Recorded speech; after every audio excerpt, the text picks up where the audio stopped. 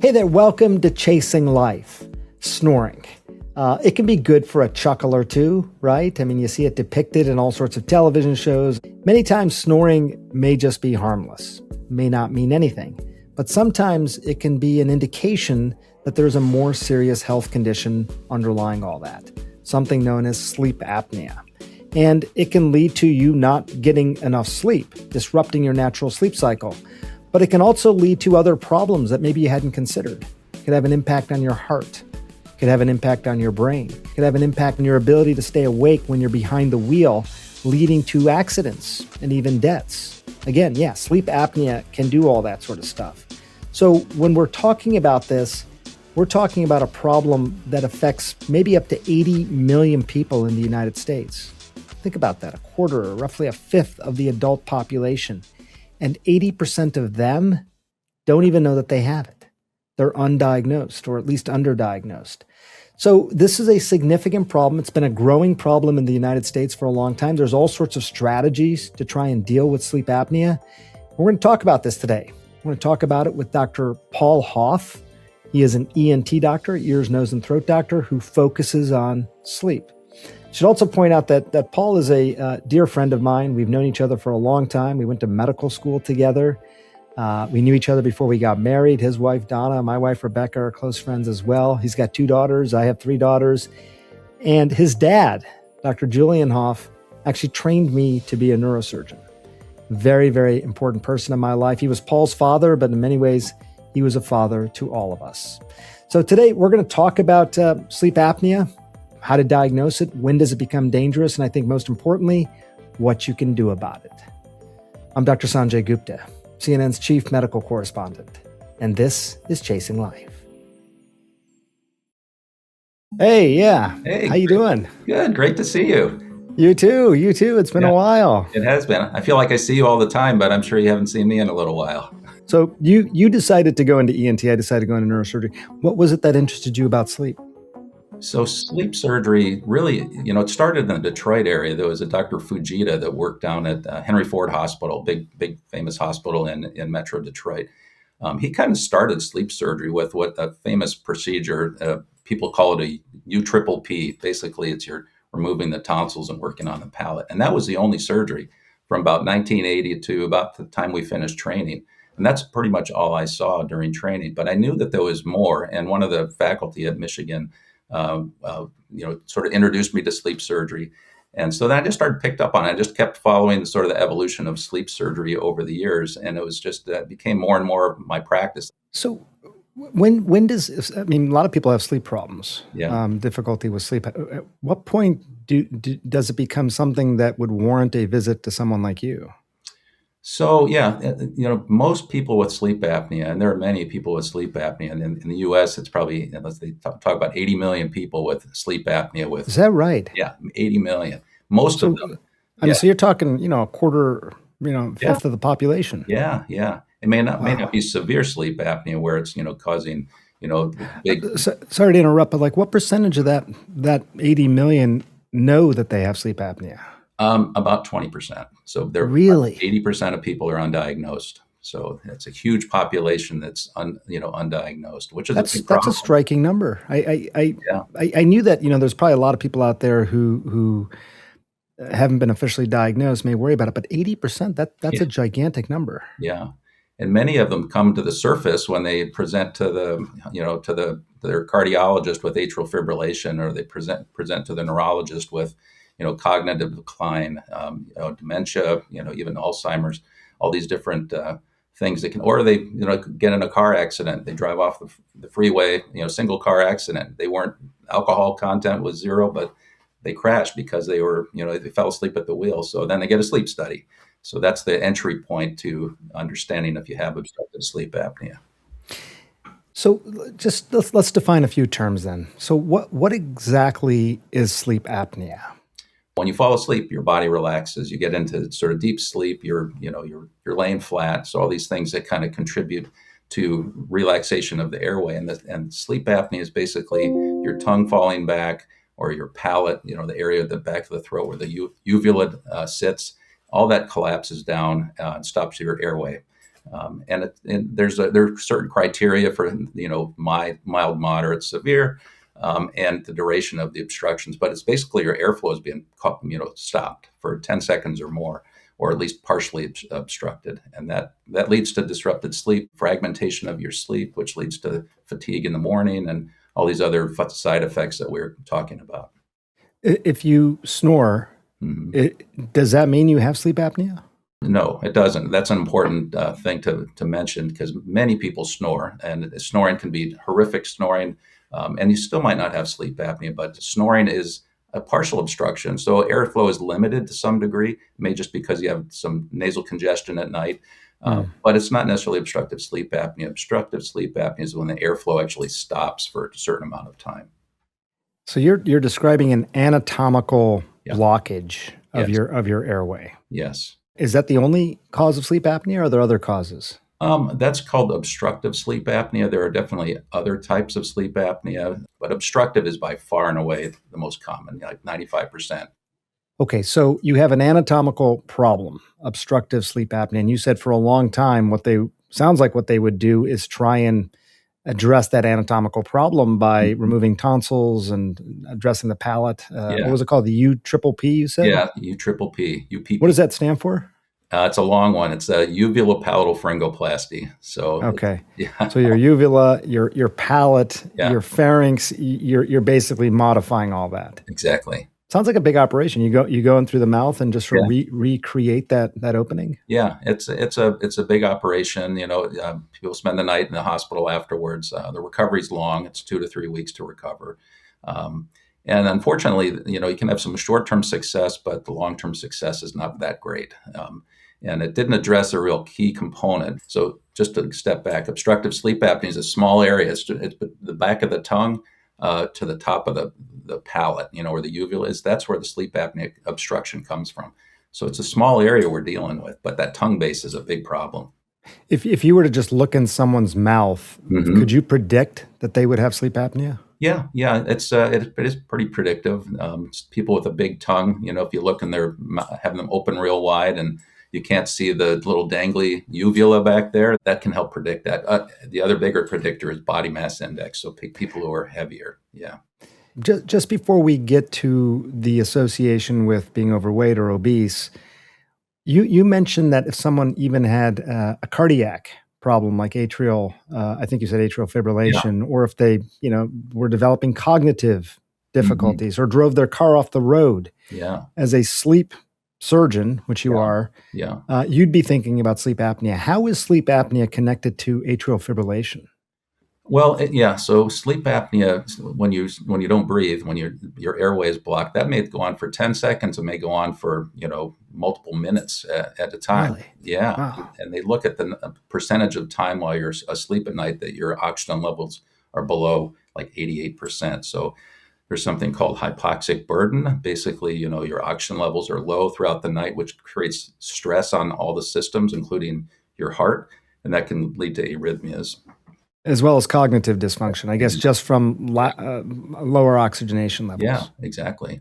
And then the sleep fragmentation is also important. So when you drop your oxygen levels, then you suddenly wake up, partly wake up. You might not wake up all the way and remember it, but some people have an obstruction every 60 times an hour. So every minute they're waking up. That would be considered severe.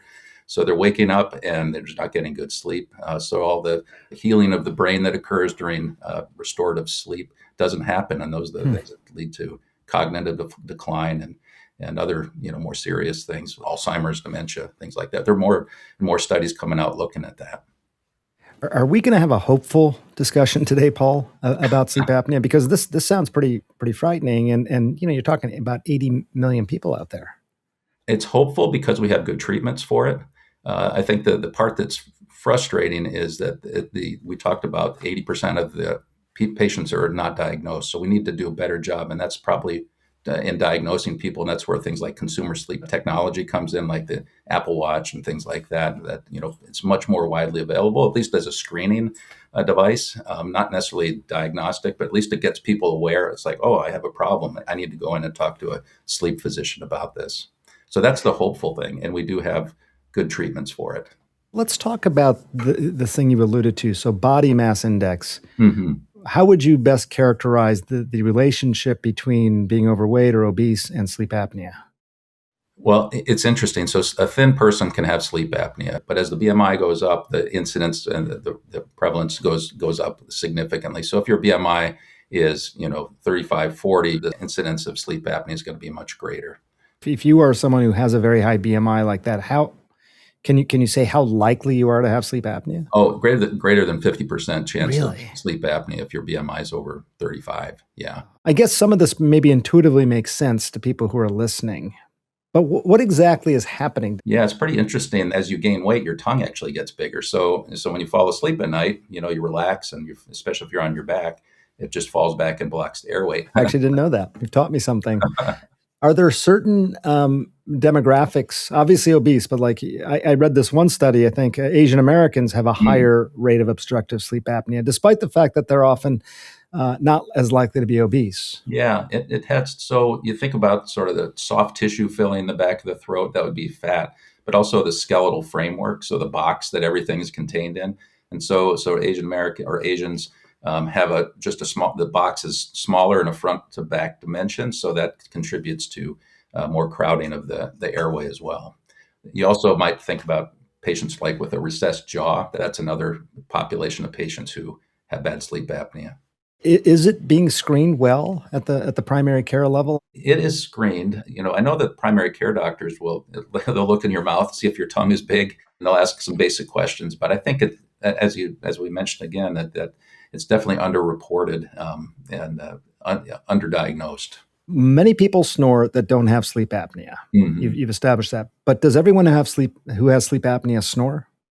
You could say for the most part they do. The one caveat is a lot of women are at significant risk for sleep apnea, just like men, but they often go undiagnosed a lot more than men because men snore really loud. It's really kind of obvious. A lot of times Interesting. women will have, they won't snore so much. They have more partial obstruction, so they might breathe heavy, but it's not recognized as obstructive sleep apnea. And their symptoms might be different. They might have more symptoms of, depression and brain fog and things like that. This especially happens as they get into perimenopausal and postmenopausal time. So yeah, it's different in women. We'll have much more on snoring and sleep apnea with Dr. Paul Hoff after this short break. So let's say I'm worried about this. Hmm. What do I actually do? Is there an app to try and do a home sort of screening test? Yeah, I mean, with the Apple Watch, you can upload to your phone, and it'll kind of keep track of the data. And it's nice because it's night by night, minute by minute. And then you can show that to your primary care doc or your sleep medicine doctor. They're interested to see that. And if it looks suspicious, then they'll order a diagnostic study, usually like a home sleep study, to start with. And what does that entail? The home sleep studies are variable. They're a lot nicer because you do them at home, so you're sleeping in your own bed. There's not somebody watching you. An in-lab study, the big difference is they put wires that are looking at brain waves, EEGs. They put cardiac monitors on you. They put monitors on your leg to see if your legs are kicking around. Monitor on your chest just to see if you're breathing or not. Central apnea, you don't take a breath. So lots of monitors, and there's somebody watching you, monitoring you at night. So it's very accurate, but you're sleeping in a different room. So people don't like them, but they're very, very good study. Home sleep study, it might just be something on your finger and your wrist. So I guess the thing on your finger probably is measuring your oxygenation or something. You said there is mild and moderate and severe sleep apnea. What constitutes mild versus moderate or severe? They just measure the number of times per hour that you stop breathing. It's like a 10-second pause in general is kind of considered an event. It can be a lot longer, but that's kind of the cutoff. And so up to 5 events per hour is normal. 5 to 15 is That's normal. yeah, Five. Okay, so everybody would have that. yeah, That wouldn't constitute sleep apnea. right, and that's per hour. So up to 15 events per hour is considered mild. Then 15 to 30 is moderate. Once you get into moderate to severe, over 30 is severe. That's when it starts to have the cardiovascular impacts, things with the atrial fibrillation and cognitive issues and all the things. Mild sleep apnea not so worrisome unless you have some other pre-existing sort of comorbid condition like congestive heart failure, for example, or some other thing like that. At what point would they potentially be recommended a CPAP machine? Well, CPAP is first line treatment, so that would be the first line. If they even if they're trying to lose weight, it will help them to lose weight if they're treated right away. So you get them on a CPAP machine. Oh, that's interesting. Which is they get their energy back, they feel better, then they can their metabolism improves. So that's always the best combination of things to do. So addressing the sleep can help them lose weight. Yeah, and for those people who don't tolerate CPAP, there are other conservative non-surgical treatments, sometimes positional therapy. So some people have terrible sleep apnea on their back. You lay them on their side and their sleep apnea goes away. And so there are devices like different kind of like wedges you can sleep with, or there's some devices they actually kind of vibrate if you start to roll onto your back, sort of train you to sleep on your side. The old tennis ball technique where sew a tennis ball into your nightshirt. That's not the greatest, but that's the concept. Is it just makes it uncomfortable to roll onto your back. So that's a conservative, non-surgical thing, and it's very effective. More for mild to moderate sleep apnea. And you might have heard of oral appliances. It's like a mouth guard. People use bite blocks or for bite splints, for grinding their teeth. But this is one that would kind of bring your jaw forward, which brings your tongue forward, opens the airway. And if you do that at night, that solves the problem for people with mild to moderate. And so that's a good option for people. And then after that, you start talking about surgical treatments for those who really, need it. And of the 80 million people out there roughly with sleep apnea, any sense of what percentage of those people would ultimately need surgery or something invasive?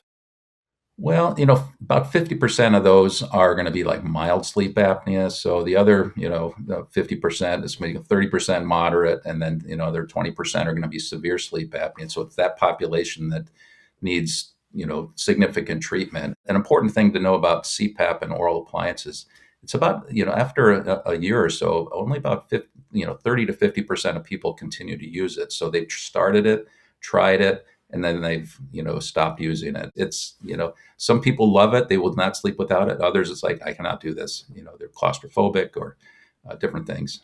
I think a lot of people who are listening may be familiar with this. What is CPAP? CPAP is continuous positive airway pressure. So you get air pressure coming in and it just expands open that little segment of the airway I was talking about, the tongue base and the palate, and just opens it up. It's basically kind of keeping that part of your airway that we described at the top of the podcast open when someone's breathing in. Yeah. How well does it work? Oh, it's the gold standard. Yeah. The goal is always to get, we mentioned those numbers with the severity of sleep apnea. They're, if you started off with 60 events per hour, they're shooting for less than 5. It's very, very successful. So I guess the reason someone might need something other than a CPAP machine for moderate to severe sleep apnea is because they just don't tolerate the machine well. They just can't sleep with the mask on their face. Yeah, exactly. People rip it off in the middle of the night. You do have to use it more than 4 hours a night for Medicare to continue to pay for it. You can imagine you need more than 4 hours a night of good restorative sleep and feel better and like you get a good night's sleep. But if you're using it less than 4 hours a night, then you become a candidate for other options. Got it. Is this more common in older people?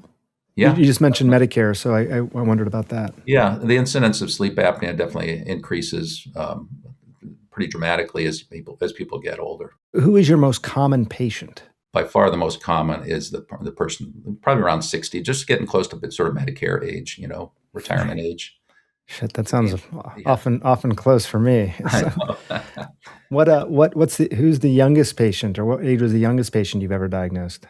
Oh, I mean, sleep apnea is definitely a phenomenon in children. One of the most common surgeries in kids is tonsillectomy, and one of the more common reasons we do that is for sleep apnea. Oh, interesting. Yeah, so tonsillectomy and adenoidectomy. What types of other surgeries or operations are available for people? The toolbox that we have in surgery, it's been very broad.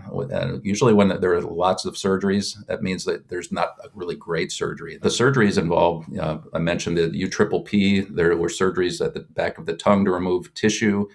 There's ways to advance the jaw forward, upper and lower jaw. That's done by oral surgery.